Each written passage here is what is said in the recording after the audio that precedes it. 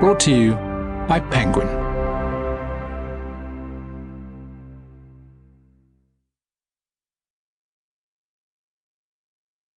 What Happens in Amsterdam by Rachel Lynn Solomon. Read by Elizabeth Lamont. For Sanne Zwart, how lucky am I that you were my first friend in this country. Hartelijk dank voor alles. How fresh my memory of that time in Amsterdam is. How ridiculous the whole undertaking. How utterly foolish. Vincent van Gogh, in his letters to his brother, Theo. Chapter 1. Sometimes you can have the clearest memories of places you've never been.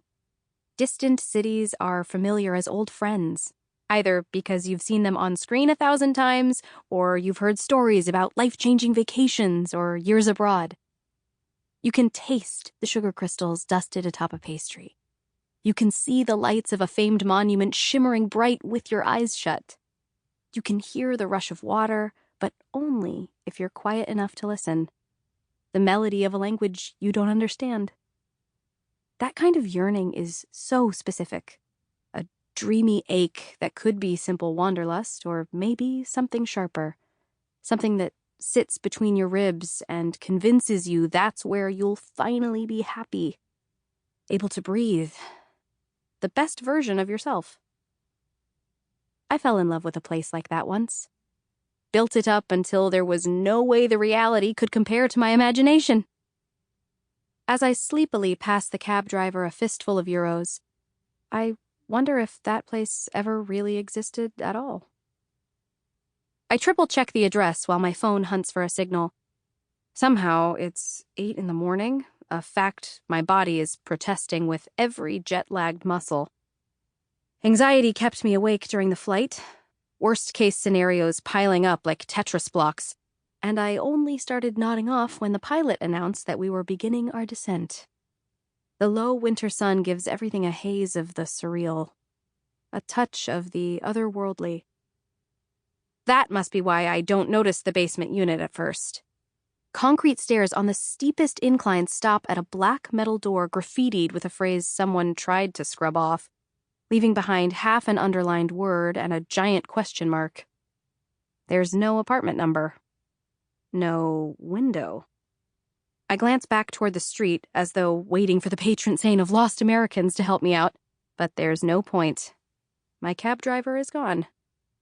Everyone I know is on another continent. For the first time, I am completely and utterly alone. Except for an orange cat perched on the railing, tail flicking back and forth. Before I left Los Angeles, my friends and family had plenty of questions. Is this a real job, Dani? And are you sure you can handle living on your own in another country? And have you showered yet this week? To which I replied, define week. When your entire world implodes around you, sometimes the only option is to implode right along with it. Especially if that implosion takes you nearly 5,000 miles away from home. Or whatever that is in kilometers. I will my nerves to remain at a low simmer and run a hand through my chin-length bob. A breakup haircut that doesn't suit my face the way the stylist assured me it did. I'm not sure I've properly exhaled since I got off the plane. Not when I hauled my paperwork stuffed carry-on through passport control or dragged my suitcases off the luggage belt. I do it now, letting my shoulders drop and my lungs relax.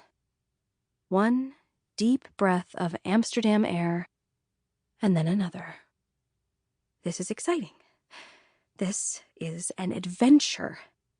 This is not a catastrophe in the making. The street is fringed with rows of crooked houses pressed tight against each other, most only 3 or 4 stories high, in shades ranging from light brown to dark brown.